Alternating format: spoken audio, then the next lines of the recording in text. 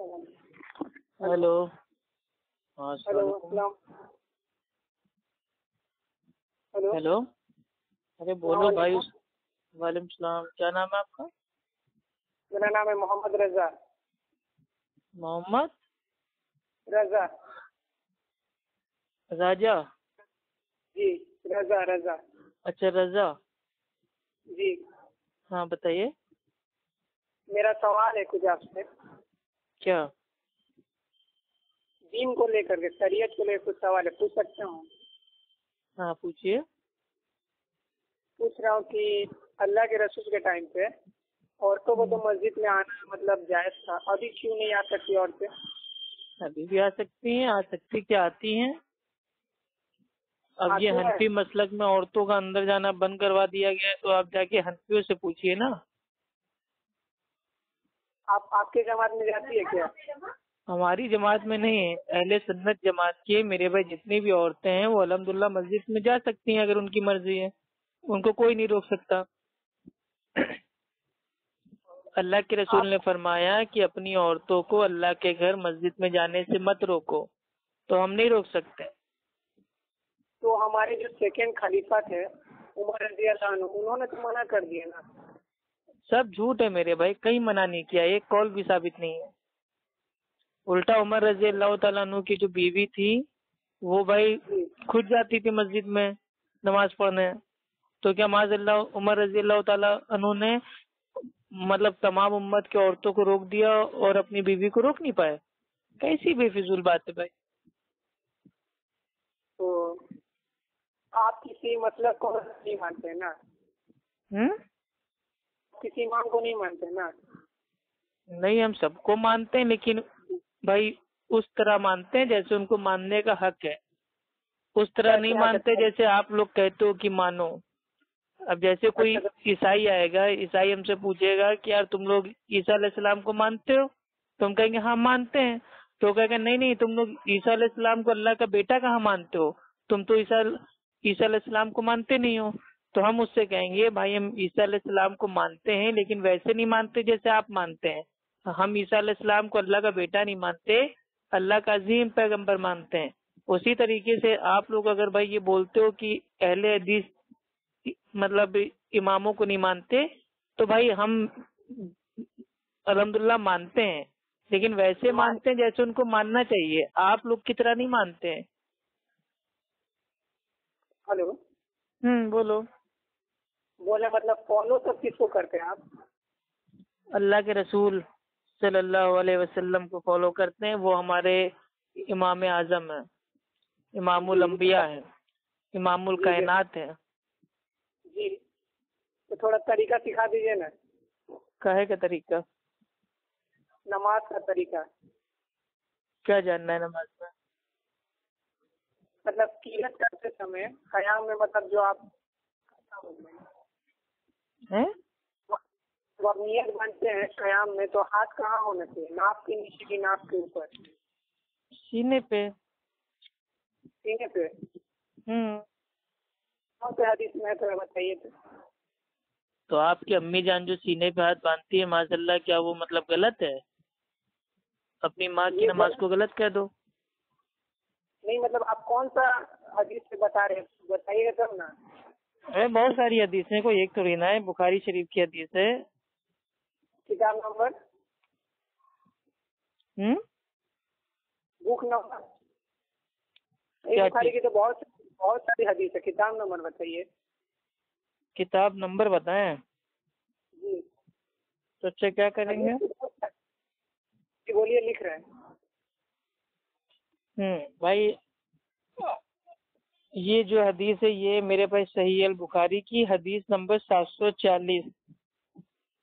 सहल बिन साद ठीक रजी अल्लाह ताला अन्हु फरमाते हैं कि लोगों को ये ऑर्डर उनको दिया जाता था, हुक्म दिया जाता था कि नमाज में दायां हाथ बाएं हाथ की जिरा पर रखें।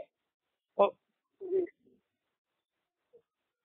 तो बस आप जाइए आईने के सामने मेरे भाई, आप खड़े होइए, अपने दाएं हाथ को मेरे भाई बाएं हाथ की जो होती है जिरा, आप उसके ऊपर रखोगे तो ऑटोमेटिक आपका हाथ मेरे भैया सीने पे आ जाएगा। नाफ के नीचे की तो तमाम हदीसें ज़ईफ हैं। ये तो आपके हनफी मसलक की मेरे पे किताबों में लिखा हुआ है, दुर्र मुख्तार में, हिदाया में, कि नाफ के नीचे हाथ बांधने की तमाम हदीसें अइमा के नज़दीक ज़ईफ हैं।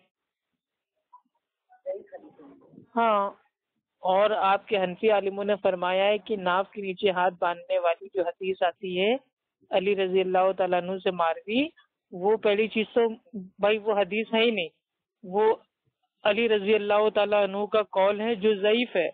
तो ये तो आपके हनफी आलिम कह रहे हैं। सीने पे हाथ तो अल्हम्दुलिल्लाह बच्चे बांधते हैं, बूढ़े बांधते हैं, मर्द बांधते हैं, औरत बांधते हैं, जवान बांधते हैं, सब सीने पे हाथ बांधते हैं। जितने मेरे भैया लोगों ने अपने दाएं हाथ को बाएं हाथ की मेरे भाई जिरा पे रखा है, उनके तमाम हाथ भाई नाक के ऊपर यानी सीने पे आते हैं। और हम्बली लोग में क्या मसला है? अरे आप कहाँ कहाँ भागते हो भाई, आप क्या मतलब कोई मेंढक वेंढक हो गए हो क्या? ना ना, हम्म, मदीना में जो नमाज अभी हो रही है सीने तो पे हाथ बांधने पे भी बात हो रही थी ना। जी, तो और सवालात को हम पूछ सकते हैं ना? नहीं, सवाल पूछ सकते हैं, पहले ये तो बताइए सीने पे हाथ बांधने वाला जो मसला था आपके समझ में आया क्या? आज से आप बांधोगे सीने पे हाथ? समझ में आया नहीं। भाई अल्लाह के जो भाई वो नबी थे उनके ताल्लुक से आता है, ठीक है, कि उनको जब नमाज पढ़ते हुए देखा तो आप सल्लल्लाहु अलैहि वसल्लम अपना दायां हाथ अपने बाएं हाथ पर सीने पर रखते थे। ये जो हदीस आती है ये आती है मुस्नद अहमद हदीस नंबर 22313, और यही सेम हदीस आती है इब्ने खुजैमा में हदीस नंबर 479 में 479। और सहाबी फरमा रहे हैं कि लोगों को ये हुक्म दिया जाता था कि नमाज में दायां हाथ बाएं जिरा पर रखें। सही अल बुखारी हदीस नंबर 740। और यही सेम भाई जो हदीस है वो इमाम मालिक रहीमुल्लाह अपनी मोत्ता मालिक में लेके आए, हदीस नंबर 377। अब आते हैं जो भाई ये जो अरबी में आता है जिरा, ये आखिर मतलब भाई कहते किसको है? तो जिरा जो होता है वो भाई वो कोहनी के सिरे से बीच की उंगली के सिरे तक का जो एरिया होता है उसको अरबी में जिरा बोलते हैं। तो जब भी कोई इंसान मेरे भाई जिरा पे हाथ बांधेगा ऑटोमेटिक उसका हाथ छाती पे सीने पे आ जाएगा। और इसी तरीके से आपके वहाँ की औरतें भी बांधती हैं और अल्हम्दुलिल्लाह मर्द भी बांधते हैं। लेकिन जो हनफी मुकल्लिद है इंडिया पाकिस्तान बांग्लादेश के जो जाहिल मेरे भाई अपने आप को अल्लामा बनते हैं वो नाव के नीचे हाथ बांधते हैं। मतलब ये कौन सा मेरे भाई उसूल है कि मतलब जो हनफी औरत है वो सल्फी है यानी कि वो सीने पे हाथ बांधती है, और जो हनफी भाई जो आदमी है मर्द है वो नाक के नीचे हाथ बांधता है यानी कि वो हनफी है। तो औरत सल्फी, आदमी हनफी, तो जो औलादे पैदा हो रही हैं वो सब मेरे भाई कादियानी पैदा हो रही हैं। तो इसीलिए कह रहे हैं आप भी सल्फी बनिए, सलफ की तरह हाथ बांधिए, जैसे हमारे साहबा इकराम हाथ बांधते थे, अल्लाह के रसूल हाथ बांधते थे, सीने पे हाथ बांधिए। और अगर सीने पे हाथ बांधना मेरे भाई गलत है तो अपनी माँ बहन बीवी बेटियों अपनी मेरे भाई जितनी हनफी मसलक की औरतें हैं सबसे पहले उनसे कहिए कि नाक के नीचे हाथ बांध के भाई अपना नमाज पढ़े, तो दूसरों के ऊपर तोहमत बांधिए ना। और हाथ बांधना कोई इतना बड़ा मसला थोड़ी ना है मेरे भाई, मेन मसला है नमाज खुशू खुजू। खैर चलिए आगे पूछिए। और अल्लाह के रसूल की ये जो आप तरीका बताएं पूरे जिंदगी ऐसे नमाज पढ़े ना, फिर मुस्तहब ये तरीका जो आप बताएं? क्या चीज? जो आप तरीका बताए ना कि मतलब जो हाथ बांधना है वो सीने के ऊपर बांधना है, तो अल्लाह के रसूल क्या हाँ, हाथ अल्लाह के रसूल के ताल्लुक से मेरे भाई जितनी हदीसें आई हैं नमाज के ताल्लुक से उसमें अल्हम्दुलिल्लाह ये साबित होता है कि अल्लाह के रसूल को जब जब नमाज पढ़ते देखा गया तो अल्लाह के नबी जब भी भाई वो हाथ बांधते थे कयाम में वो सीने पे हाथ बांधते थे। एक भी हदीस इस दुनिया में ऐसी मौजूद ही नहीं है सही सनद से भाई मतलब जिसमें ये आया हो कि अल्लाह के रसूल ने नाव के नीचे हाथ बांधा हो, एक भी हदीस मौजूद नहीं। तो जो नौबन बिन साबित है, इमाम मलिकी है, इमाम सफाई है, फिर अहमद इब्न हम्बल है, ये सब गलत है इसका मतलब? तो गलत कहाँ है मेरे भाई? इमाम अबू हनीफा रहीमुल्लाह, इमाम शाफी रहीमुल्लाह, اور امام مالک رحم اللہ اور امام احمد بن حنبل رحم اللہ، یہ چاروں ائمہ اربعہ ہیں، ہم ان کی عزت کرتے ہیں، ان سے محبت کرتے ہیں، اور جو ان کے مسلک بھائی کتاب و سنت سے زیادہ قریب ہے، زیادہ ثابت ہے، ہم ان کو مانتے ہیں، ہم چاروں کو مانتے ہیں، چاروں کی بات کو بھی لیتے ہیں۔ لیکن یہ جھوٹا دعویٰ ہم نہیں کرتے ہیں کہ چاروں امام تو مطلب برحق ہیں لیکن کسی ایک کی تقلید کرنا واجب ہے، تو یہ واجب والا کسی ایک کو پکڑ کے باقی تین کو لات مار دینا، یہ دوگلا اصول ہمارا بھائی نہیں ہے۔ امام ابو حنیفہ رحم اللہ کے نزدیک سینے پہ ہاتھ باندھنے کی صحیح حدیث بھائی ان کے پاس پہنچی نہیں، کیونکہ بھائی وہ دور رہتے تھے کوفہ میں، تو کوفہ میں سینے پہ ہاتھ باندھنے کی حدیث بھائی پہنچی نہیں، تو انہوں نے اس دور کے بھائی علم کے حساب سے یہ بول دیا کہ بھائی ناف کے نیچے ہاتھ باندھو، لیکن انہوں نے کہا تھا کہ جب صحیح حدیث آ جائے تو وہی میرا مذہب ہے، اور جب اللہ اور اللہ کے رسول کی بات آ جائے تو میری بات کو دیوار پہ مار دینا۔ تو الحمدللہ آج سینے پہ ہاتھ باندھنے کی حدیث بھائی آ چکی ہے، ہم الحمدللہ امام ابو حنیفہ رحم اللہ کی بات کو ہم نے چھوڑ دیا اور اللہ کے رسول کی بات کو لے لیا۔ امام شافعی رحم اللہ بھائی سینے پہ ہاتھ باندھتے، اور جو بھائی امام مالک رحم اللہ تھے وہ سینے پہ ہاتھ باندھتے تھے، لیکن ایک بادشاہ نے ان کے ہاتھ توڑ دیے تو انہوں نے زندگی بھر ہاتھ چھوڑ کے نماز پڑھا۔ تو جو ان کے ماننے والے بھائی جو ان کے ماننے والے مقلد ہیں، ٹھیک ہے، ملکی لوگ، وہ لوگ ہاتھ چھوڑ کے نماز پڑھتے ہیں، اور امام احمد بن حنبل رحم اللہ وہ خود سینے پہ ہاتھ باندھتے تھے، اور ان کے ماننے والے تمام حنبلی لوگ سینے پہ ہاتھ باندھتے ہیں۔ اور جیسے ہم لوگ قیام میں ہوتے ہیں تو یہ ضروری ہے کہ ہم بھی مطلب قیرت کرے، کہ امام کر رہا ہے تو ہم قیرت کرنے کا ہم کو ضرورت نہیں ہے، ایسا کچھ ہے؟ نہیں، امام قیرت کر رہا ہے تو بھائی پھر آپ اللہ اکبر کاہے کہتے ہیں، اتحیات کاہے پڑھتے ہیں، ٹھیک ہے، درود شریف کاہے پڑھتے ہیں، دائیں بائیں جانب میرے بھی سلام کاہے پڑھتے ہیں، جب سب کچھ امام ہی پڑھ دے گا۔ امام کا آپ کا وہ ہے کہ ٹھیکیدار ہو گیا ہے کہ آپ کی نماز کا؟ امام کی ہم کو اتباع کرنا ہے، امام جیسا جیسا کرے گا ویسا ویسا ہم کو کرنا ہے، لیکن یہ نہیں کہیں کہا گیا ہے کہ بس امام کر رہا ہے تم خالی بس پیچھے روبوٹ بن کے بس ایک دم کھڑے رہو، یہ کہاں لکھا ہوا ہے؟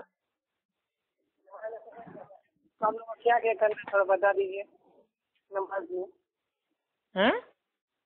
کیا کیا کرنا ہے؟ ارے آپ ہو کون، بریلوی ہو دیوبندی ہو؟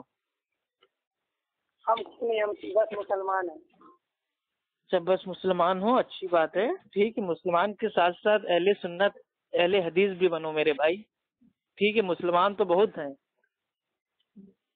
مسلمان ہونے کا دعویٰ تو وہ بھی کر رہے ہیں جو قبروں پہ سجدہ کر رہے ہیں، مسلمان ہونے کا تو دعویٰ وہ بھی کر رہے ہیں جو اللہ اور اللہ کے رسول کا رد کر رہے ہیں، تو سبھی مسلمان ہیں، لیکن جو میرے بھائی جو حق جماعت ہے، حق گروہ ہے، وہ اللہ کے رسول نے فرمایا جامع ترمذی کی حدیث ہے کتاب الفتن میں کہ ایک گروہ ہمیشہ حق پہ رہے گا، اللہ کی طرف سے اس کے اوپر مدد آتی رہے گی اور دشمن اس کا کوئی نقصان اس کو نہیں پہنچا سکیں گے۔ اور امام ترمذی رحم اللہ فرماتے ہیں کہ اس جماعت سے مراد، گروہ سے مراد وہ اہل حدیث ہے، تو اہل حدیث بنیے نا۔ تو تھوڑا بتائیے تب نہ بنیں گے، مطلب طریقہ بتائیے۔ دیکھیے، امام صاحب اگر آپ کی نماز پڑھا رہے ہیں، ٹھیک، چاہے وہ میرے بھائی، چاہے وہ ظہری ہو چاہے بھائی وہ سری ہو، یعنی کہ چاہے بھائی وہ زور سے مطلب قرات کر رہے ہوں یا بھائی وہ دھیمے سے، آپ کو امام کے پیچھے سورہ فاتحہ پڑھنا ہے، خالی باقی صورتیں نہیں پڑھنا ہے۔ کیوں؟ کیونکہ بھائی یہ جامع ترمذی کی حدیث ہے، اور ابو داؤد میں بھی آتی ہے کہ اللہ کے رسول ایک بار صبح کی نماز پڑھا رہے ہوتے فجر کی، جب وہ فجر کی نماز پڑھا رہے ہوتے ہیں تو اللہ کے رسول کے اوپر جو میرے بھائی قرآن پڑھنا ہوتا ہے وہ بھاری ہو جاتا ہے۔ اللہ کے رسول جب بھائی وہ نماز سے فارغ ہوتے ہیں تو صحابہ سے پوچھتے ہیں کیا تم میرے پیچھے کچھ پڑھتے ہو؟ تو صحابہ نے کہا کہ ہاں اللہ کے رسول، جو جو آپ پڑھتے ہیں وہ ہم پڑھتے جاتے ہیں۔ تو اللہ کے رسول نے فرمایا میرے پیچھے کچھ مت پڑھو سوائے سورہ فاتحہ کے، کیونکہ اس کی نماز نہیں ہوتی جو نماز میں سورہ فاتحہ نہ پڑھے۔ تو اللہ کے رسول نے فرما دیا کہ میرے پیچھے کچھ مت پڑھو سوائے سورہ فاتحہ کے، یعنی کہ 114 صورتیں ہیں، 113 को ना पढ़ो लेकिन सूर्य फातिहा पढ़ो, ये साबित हो गया हदीस से। ठीक, तो अब अगर हम इमाम के साथ हैं, चाहे वो पहली रकात हो, दूसरी हो, तीसरी हो, चौथी हो, हमें अपनी सूर्य फातिहा पढ़ना है। हाँ, इमाम साहब अगर सूर्य फातिहा पढ़ रहे हैं तो उसको हम सुनेंगे और उसके बाद सुन के पढ़ेंगे। जैसे इमाम साहब कह रहे हैं अल्हम्दुलिल्लाहि रब्बिल आलमीन, तो हम पीछे से भाई अपने हम दिल में पढ़ लेंगे अल्हम्दुलिल्लाहि रब्बिल आलमीन। आप समझ रहे हैं? तो सूर्य फातिहा हमको पढ़ना ही पढ़ना है इमाम के पीछे। और मेरे भाई ये तो मेरे भाई बुखारी शरीफ की हदीस है, ठीक है, हदीस नंबर 756 में कि उस शख्स की नमाज नहीं होती जो नमाज में सूर्य फातिहा ना पढ़े। तो मेरे भाई इतना बड़ा मसला है कि नमाज ही नहीं हो रही है। अगर हम नमाज में सूर्य फातिहा ना पढ़े तो हमारी नमाज ही नहीं हो रही है। तो अब सोचिए, तो ये भाई हमको पढ़ना है, चाहे अकेले पढ़े, चाहे इमाम के पीछे पढ़े, या कोई भी नमाज हो, जनाजे की हो, ईद की हो, बकरीद की हो, तहज्जुद की हो, या मेरे भाई नफिल हो, फर्ज हो, सुन्नत हो, वाजिब हो, कोई भी नमाज, कोई भी ऐसी इबादत जिसको अरबी में सलात या फारसी में उसको नमाज कहते हैं, वो उसमें हमें सूर्य फातिहा पढ़ना ही पढ़ना है। उसके बाद आमीन जो है वो जोर से बोलना है ना धीमे बोलना है? सूर्य फातिहा के बाद आमीन बोला जाता है ना जी, इसको जोर से बोलना है या अपने मन में आपसे ही बोल लेना है या बोलना ही नहीं? आमीन एक होता है बोलना जहरी और एक होता है आमीन चिल्लाना। तो चिल्लाना हमको नहीं है, जैसे आजकल मस्जिदों में हो रहा है, लोग मतलब भाई छेड़खानी के लिए, जैसे इमाम साहब कहते हैं गैरिल मगज़ूब अलैहिम, तो लोग एकदम जोर से एकदम चिल्लाते हैं आमीन। तो इस तरीके से हमको नहीं चिल्लाना है, सुकून से आमीन कहना है, आमीन। आप समझ रहे हैं? एक दुआ है, सूर्य फातिहा भाई एक दुआ है, और उसमें हम आजीजी से अल्लाह सुब्हानहू तआला से कहेंगे आमीन, ना कि हम चिल्लाएंगे आमीन। तो मतलब हमको चिल्लाना नहीं है। आप समझे? मन में ही बोल लिए तो आवाज निकाल के नहीं बोले, मन ही में बोल दिया आमीन तो नहीं समझे, नहीं क्या करें? बोल रहे क्या बोल रहे ना आमीन, इसका मतलब आप आवाज निकाल रहे जी। अगर आप मन ही में नहीं आवाज नहीं निकाले, मन ही में बोल लिए तो? अच्छा, मन में जी नहीं, देखिए भाई हम आपको बता रहे हैं, नो नेटवर्क प्लीज ये मेरे ओपन एरिया। भाई ये मेरे भाई बुखारी शरीफ की हदीस है, ठीक है। अल्लाह के रसूल फरमाते हैं कि जब इमाम कहे गैरिल मगज़ूब अलैहिम वलद्दॉलीन, तो तुम आमीन कहो। जिसकी आमीन फरिश्तों की आमीन से मिल जाती है, अल्लाह उसके मेरे भाई गुनाहों को माफ कर देता है। तो अल्लाह के रसूल क्या कह रहे हैं? आमीन कहो। तो जब हम कहेंगे तो तभी तो आवाज आएगी ना, आमीन। जब हम बोलेंगे तभी तो आवाज आएगी ना। ये तो अल्लाह के रसूल ने कहा नहीं कि तुम अपने दिल में आमीन पढ़ लो। भाई दिल का तो अल्फाज है ही नहीं, जितना अल्लाह के रसूल ने बताया है उतना ही तो अमल करेंगे। तुम आमीन कहो। तो जब अल्लाह के रसूल कह रहे हैं कहो, तो हमको उसको कहना पड़ेगा जबान से, और जबान से जब कहेंगे तो आवाज तो उसकी आएगी। कोई हमको दिल में चोरी छुपे तो भाई हमको पढ़ना नहीं है। और मेरे भाई जो ये यहूदी होते हैं ना, यहूदियों को आमीन से और मेरे भाई आपस में सलाम करने से, इन दो चीजों से बहुत मेरे भाई चिढ़ थी, नफरत थी। तो आमीन भी हम अल्हम्दुलिल्लाह जोर से कहते हैं, और जो सलाम होता है उसको एकदम आम करते हैं। भाई जिसको जानते हैं जिसको नहीं जानते हैं, आपस में सलाम कलाम हम लोग करते रहते हैं।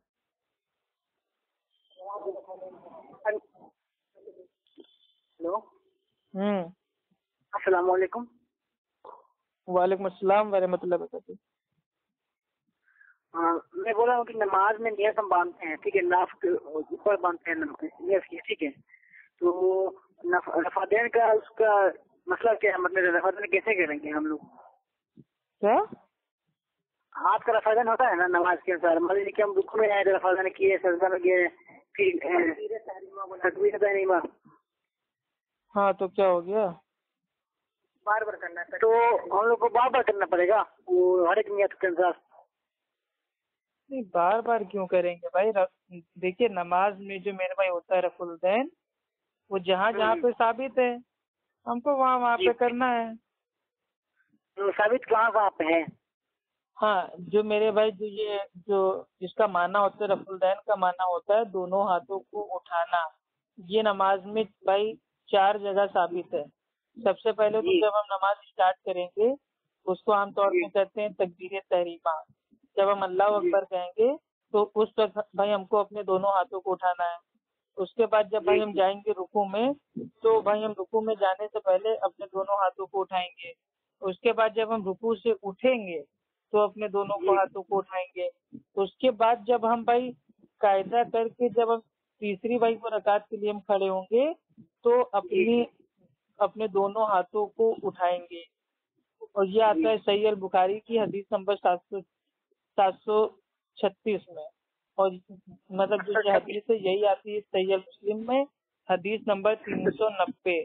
عبداللہ ابن عمر، ٹھیک ہے، یعنی کہ عمر رضی اللہ تعالیٰ عنہ کے بیٹے عبداللہ ابن عمر رضی اللہ تعالیٰ عنہ بیان کرتے ہیں کہ انہوں نے اللہ کے رسول صلی اللہ علیہ وسلم کو دیکھا، آپ جب نماز میں کھڑے ہوتے تو کاندھوں تک رفع دین کرتے، رکوع کرتے وقت بھی آپ ایسا ہی کرتے، اور جب رکوع سے سر اٹھاتے تو ایسا ہی کرتے، اور سجدوں میں آپ ایسا نہ کرتے۔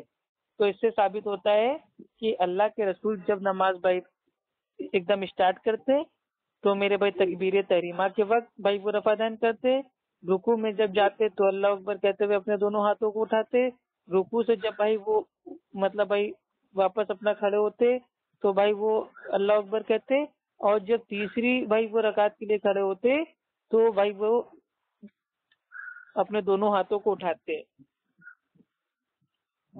بولنے کی کوئی بھی نماز سنت نفل یا تعجد کوئی بھی نماز کرتے تھے؟ میرے بھائی رفع الدین جو ہے وہ ہر نماز میں ہے، ہر نماز میں ہے نا، چاہے وہ سنت ہو، نفل ہو، واجب ہو، فرض ہو، ٹھیک ہے، تو اس میں آپ کو رفع دین کرنا ہے۔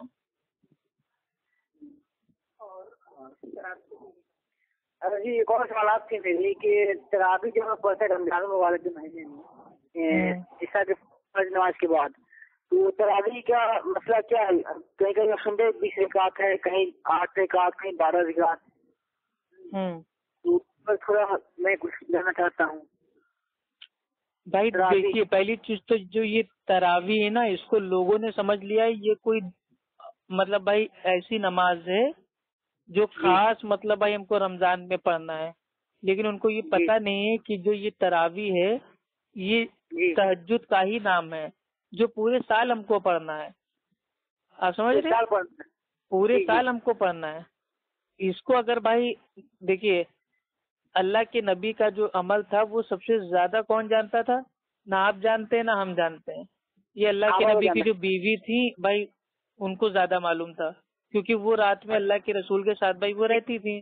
تو امی عائشہ رضی اللہ تعالیٰ عنہ بھائی وہ فرماتی ہیں کہ اللہ کے نبی کی بھائی جو رات کی نماز تھی وہ چاہے رمضان ہو یا کوئی اور مہینہ، یعنی کہ رمضان ہو یا غیر رمضان ہو، اللہ کے رسول رات کی نماز بھائی وہ 11 رکعتوں سے زیادہ نہیں پڑھتے تھے، 4 رکعت پڑھتے، اس کی لمبائی اور خوبصورتی کے حال کو مت پوچھو، پھر 4 رکعت پڑھتے، اس کی لمبائی اور خوبصورتی کے حال کو نہ پوچھو، اور پھر 3 رکعت پڑھتے، یعنی کہ 4 + 4 8 رکعت اور 3 رکعت وتر یعنی کہ 11 رکعت۔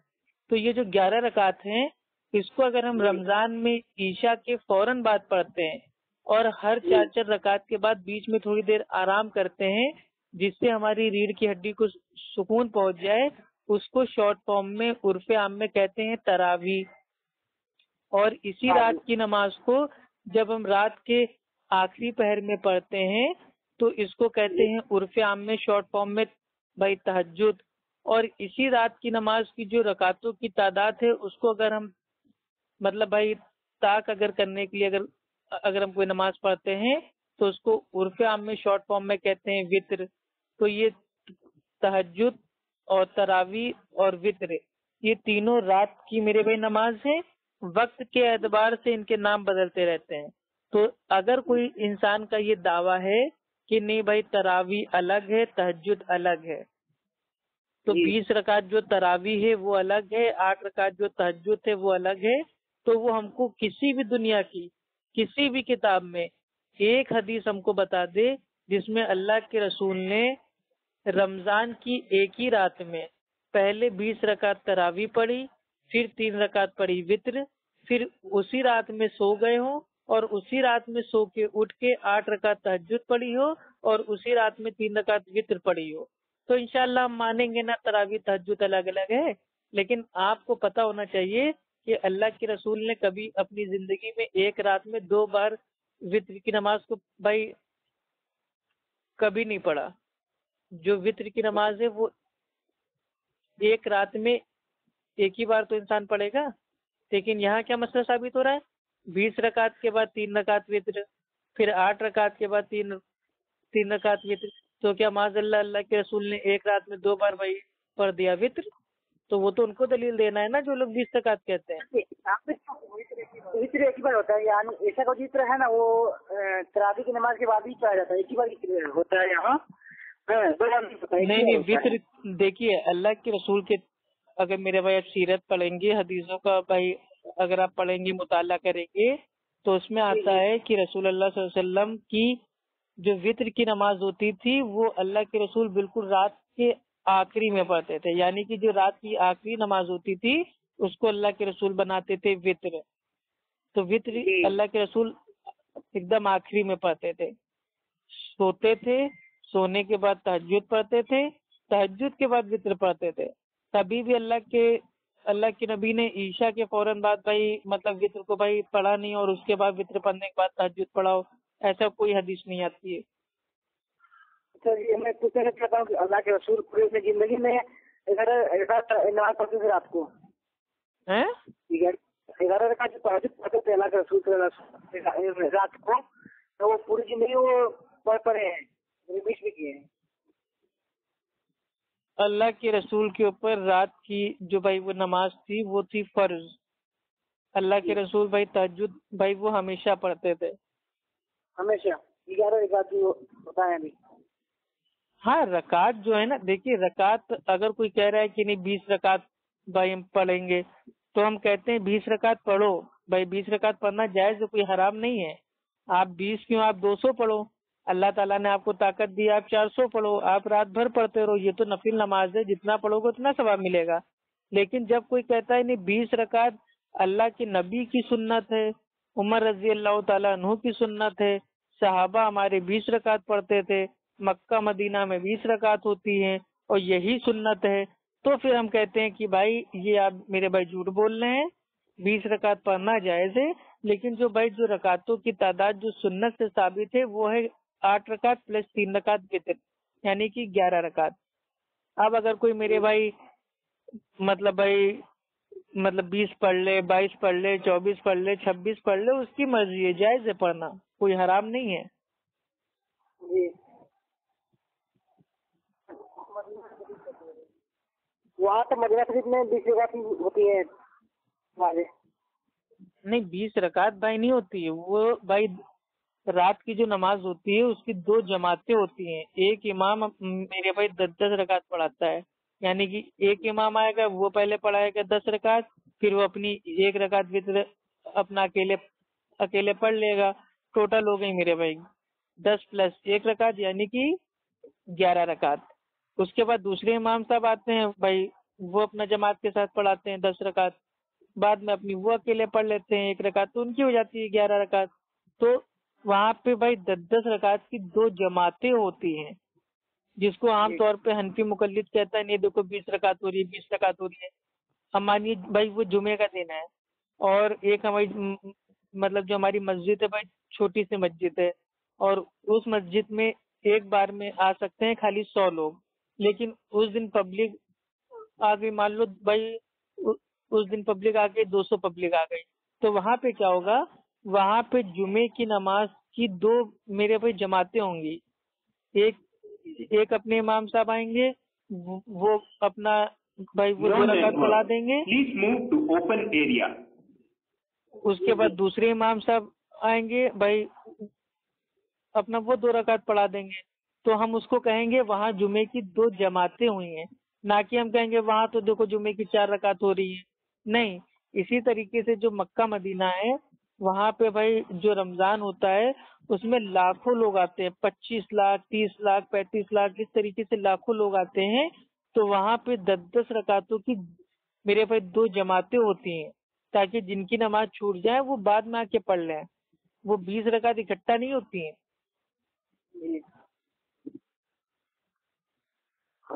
اب جو ہم لوگ برات مانتے ہیں کہ لیلۃ القدر کی رات جانے والی رات ہے، اس رات کے بارے میں کچھ کی حدیث بتائیے کہاں تک صحیح ہے کہاں تک غلط ہے. بھائی آواز ہی نہیں سمجھ میں آ رہی، زور سے بولیے تھوڑا. بولے شب برات کی رات میں اگر آپ جاگ کر نفل نماز پڑھے، جاگا جاتا ہے کہ نہیں پرٹیکولر دن؟ کس میں؟ شب برات کی رات میں. نہیں سمجھے نہیں بھائی، بالکل آواز صاف نہیں آ رہی. بولے شب برات کی رات میں آپ کو جاگنا چاہیے کہ نہیں؟ اگر شب برات، جی بھائی دیکھیے جو یہ شب برات کی رات ہے یعنی کہ 15 شعبان، اس میں خاص رات کو جاگنا یہ میرے بھائی ثابت نہیں ہے. اگر کوئی عام طور پہ بھائی وہ ڈیلی جاگتا ہے، ڈیلی اس کی عادت ہے تہجد پڑھنے کی، بھائی وہ ڈیلی راتوں کو بھائی قیام کرتا ہے، عبادت کرتا ہے، قرآن پڑھتا ہے، تو بھائی وہ 15 شعبان کی بھی رات کو بھائی وہ آرام سے اپنی عبادت کر سکتا ہے. لیکن سال بھر خالی سوتا پڑا رہے اور مطلب بھائی شب برات کے نام سے وہ رات بھر جاگے اور مسجدوں میں جا کے قیام کرے، یہ ثابت نہیں ہے. کون سے حدیث ثابت نہیں ہے نا؟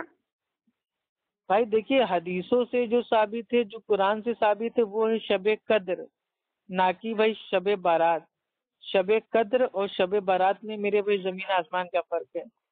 جو میرے بھائی جو یہ شب بارات ہے وہ ہے ڈپلیکیٹ رات، اور جو شب قدر ہے وہ ہے اوریجنل بھائی وہ رات.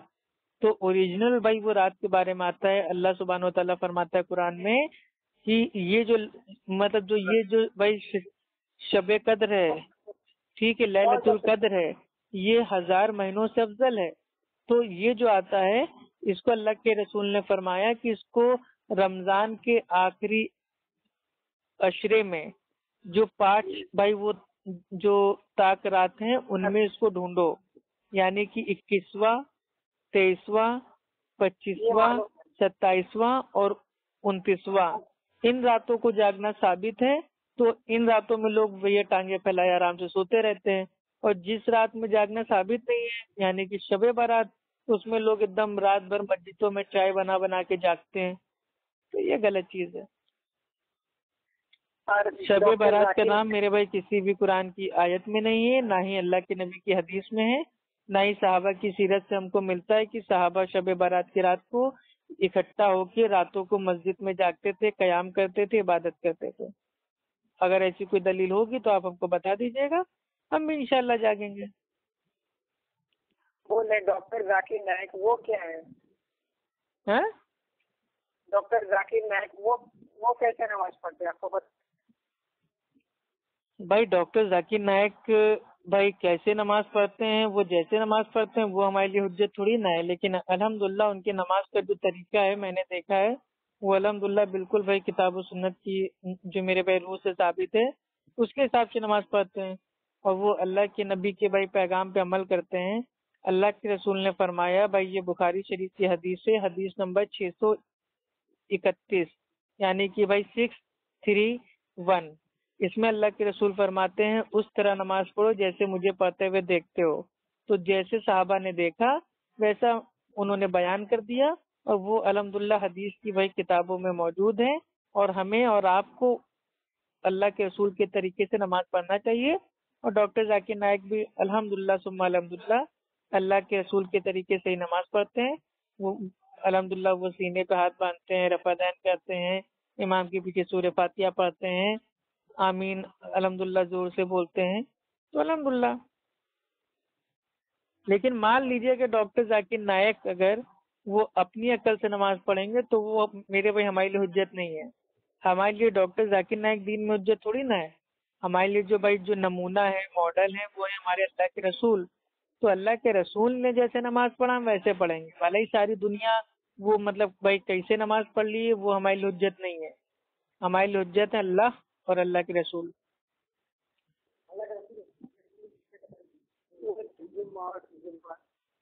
हेलो, हाँ भाई ठीक से बोलो, स्पीकर ऑफ कर लो, आराम से बोलो।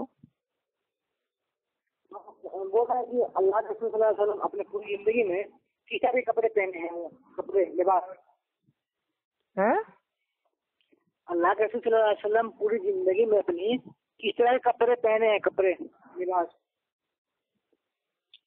देखिए, अल्लाह के रसूल की मेरे भाई जो सीरत है और जो मेरे भाई हदीसें आती हैं, उनसे पता चला है कि अल्लाह के रसूल ने कपड़े अच्छे भी पहने, और मतलब भाई कभी कदार ऐसे हालात थे कि पहनने को भाई कुछ भी नहीं होता था, तो भाई जो चादर होते थे, चादर को मतलब भाई वो मतलब भाई अपने बांध लेते थे, ओढ़ लेते थे। तो इस तरीके से भी आता है। अल्लाह के नबी को जो सफेद रंग था, सफेद रंग का जो मतलब भाई कपड़ा था, लिबास था, वो अल्लाह के रसूल को भाई पसंदीदा था। सफेद रंग का जी। और अल्लाह के रसूल ने एक भाई मतलब जो होता है ना लाल कलर, उस कलर का कोट भी पहना। एक बादशाह ने उनको मतलब भाई तोहफे में दिया था, गिफ्ट में दिया था। तो अल्लाह के रसूल ने उस मतलब भाई जो वो लाल कलर का कोट था, अल्लाह के नबी ने उसको भी पहना। बाद में भाई एक साहबी उनसे मांग लेते हैं, तो अल्लाह के रसूल उनको दे देते हैं। तो अल्लाह के रसूल ने मतलब भाई कपड़े पहने, लेकिन उम्मत को कैसे भाई कपड़े पहनने हैं, वो अल्लाह के रसूल ने कपड़ों का नाम नहीं बताया कि ए मेरे मानने वालों, ए ईमान वालों, तुम कुर्ता पैजामा पहनो, या तुम शेरवानी पहनो, या तुम कोट पैंट पहनो। नहीं, अल्लाह के रसूल ने जो कपड़े का नाम था, नाम नहीं बताया। उसकी जो भाई उसकी जो मेरे भाई सिफात थी, क्वालिटी थी, उसको बता दिया। क्या कि भाई जो मतलब जो कपड़ा हो, लिबास हो, वो ऐसा हो कि औरत आदमियों के जैसे ना पहने और आदमी औरतों के जैसे ना पहने। ठीक, कपड़ा इतना इतना मतलब बारीक ना हो कि जो मतलब बदन के अंदर का ढांचा है वो सामने वाले को देखने से एकदम मतलब भाई पता चल जाए। कपड़ा इतना चुस्त ना हो, मतलब भाई इतना टाइट ना हो कि जो आपका फिगर है बॉडी का वो सामने वाले को एकदम दिखे। और अगर आदमी है, मर्द है, तो जो भाई वो अपना पैजामा, लोअर, पैंट, या मतलब भाई जो भी उसका भाई वो जो वो नीचे पहनता है, ठीक है, उसका जो भाई होगा वो भाई टखनों से ऊंचा होगा। औरतों का वो भाई टखनों के नीचे तक होगा। तो अल्लाह के रसूल ने जो आदाब होते हैं लिबास के, वो उम्मत को बता दिया। अब आप उसके हिसाब से पहनिए। अगर आपको कुर्ता पैजामा पहनना है, आप बेशक पहनिए। आपको आपको भाई कोट पैंट पहनना है, अल्हम्दुलिल्लाह बेशक पहनिए। आपको भाई वो शेरवानी पहनना है, अल्हम्दुलिल्लाह बेशक पहनिए। लेकिन जो उसूल है वो ऐसे ही होना चाहिए कि कपड़ा एकदम टाइट ना हो, कपड़ा एकदम भाई मतलब बारीक ना हो। आदमी है तो भाई जो भी भाई वो नीचे पहन रहा है, पैंट पैजामा कुछ भी, तो वो मेरे भाई टखनों के ऊपर हो। आदमियों के लिए जो मेरे भाई रेशम होता है, रेशम पहनना हराम है। तो ये सब बता दिया अल्लाह के नबी ने। हेलो, तो बोलते हैं टखने के ऊपर कितना ऊपर तक लेके जा सकते हैं कपड़े को, कितना ऊपर तक? नहीं, कितना ऊपर क्या मेरे भाई, घुटने से मेरे भाई नीचे हो और भाई टखने के ऊपर हो। अब जो आपको मेरे भाई अच्छा लगे। अच्छा, पूछ रहे हैं पानी पीने के आदाब बताइए थोड़ा। भाई कितने सवाल पूछोगे मेरे भाई को, एक मतलब ये लास्ट और एक, इसके बाद और एक बार।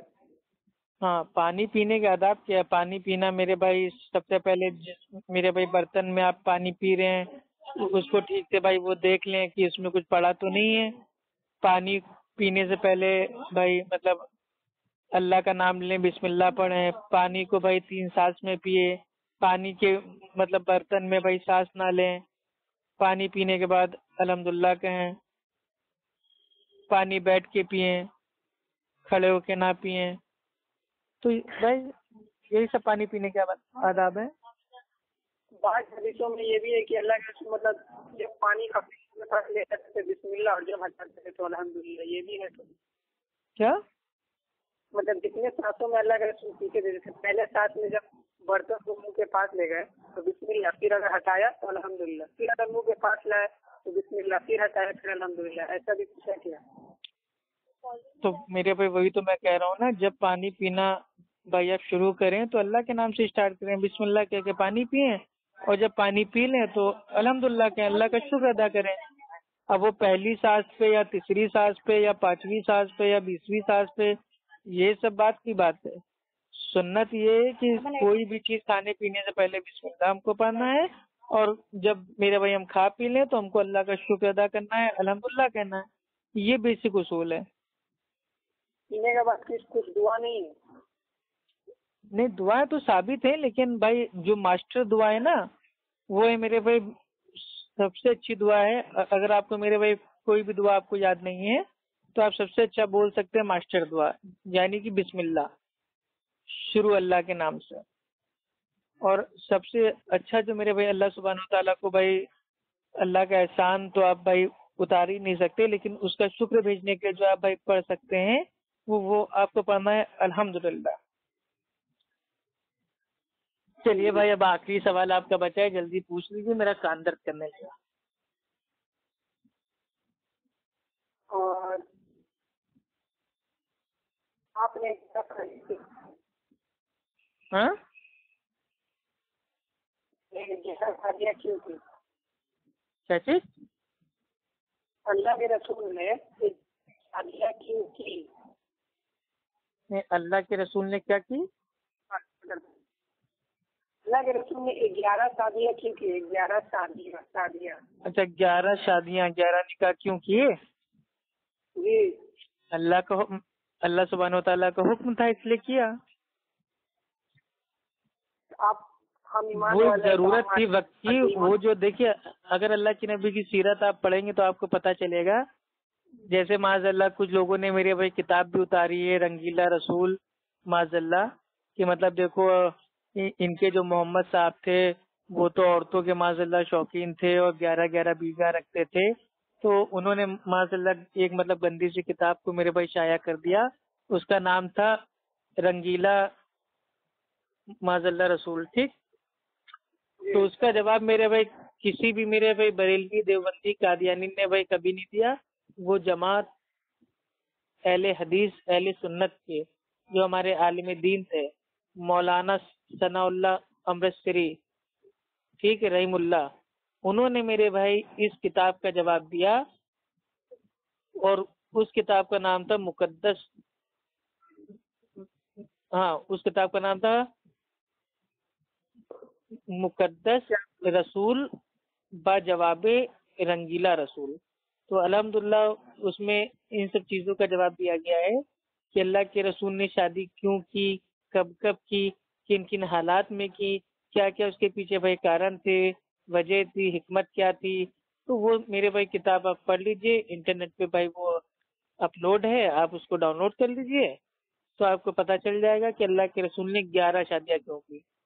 لیکن امت کو صرف اگر کوئی آدمی ہے، مومن ہے، مسلمان ہے، وہ زیادہ سے زیادہ وہ 4 شادیاں کر سکتا ہے، وہ بھی ایک کنڈیشن ہے کہ اگر وہ چاروں میں انصاف کر پائے تو، ورنہ صرف ایک سے شادی کرو۔ یہ صرف دنیا کا ایک ہی کلام کہتا ہے ایک سے شادی کرو، وہ ہے الحمدللہ قرآن۔ باقی میرے بھائی جتنے میرے بھائی دھرم ہے اس میں جو چاہے جتنی شادی کر لو اس کی روک نہیں ہے۔ Please move to open area. 4 کہتا ہے نا قرآن۔ 4 کرنا مطلب بھائی جو ہوتا ہے نا انیوار بھائی نہیں ہے، جو فرض ہوتا ہے فرض نہیں ہے، آپشنل ہے۔ اگر آپ کو کرنا ہے تو آپ کر سکتے ہیں 1 سے 2 سے 3 سے 4 سے، لیکن اگر ان میں عدل نہ کر پائے، انصاف نہ کر پائے تو صرف 1 سے شادی کریں۔ اگر آپ کو ایسا لگتا ہے کہ آپ کو اللہ نے اتنی کمائی دی ہے کہ آپ چاروں کو بھائی آرام سے ان کا مطلب بھائی جیون پوشن سب کچھ کر لو گے تو آپ 4 سے کر لو، لیکن اگر خالی چاروں کو میرے بھائی شادی کر کے ایک دم مرنے کے لیے چھوڑ دو، بے حال چھوڑ دو، تو اللہ رب العزت کہتا ہے تو صرف خالی 1 سے کرو تاکہ جس کو تم سنبھال پاؤ۔ عورتیں کیوں نہیں طلاق دے سکتی ہیں؟ کیونکہ اللہ سبحانہ و تعالیٰ نے جو میرے بھائی اختیار ہے طلاق کا وہ آدمی کو دیا ہے، مرد کو دیا ہے، کیونکہ جو عورتیں ہوتی ہیں بھائی وہ فزیکلی، مینٹلی، ٹھیک ہے، بایولوجیکلی وہ کمزور ہوتی ہیں بنسبت آدمی کے۔